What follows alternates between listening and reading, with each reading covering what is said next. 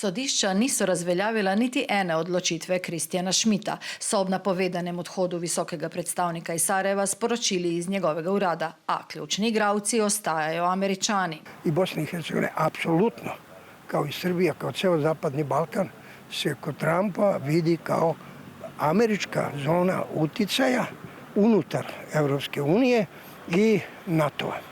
Nekdani predsednik Republike Srpske odhod Schmidta vidi kot zmago in ponavlja, Bosno in Hercegovino zapušča brez legitimnosti in brez odločitve Varnostnega sveta Združenih narodov.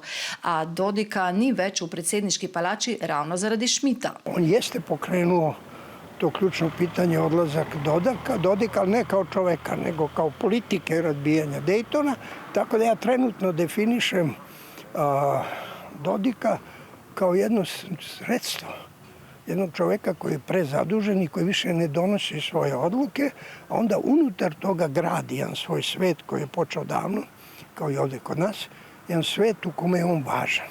Schmidt je poskušal prekiniti spiralo korupcije in dogovore po etničnih merilih. Neuspešno, pravi naš sogovornik. Njegovemu odhodu naj bi sicer botrovala nenehna nesoglasja, zaradi katerih institucije v Bosni in Hercegovini ne delujejo.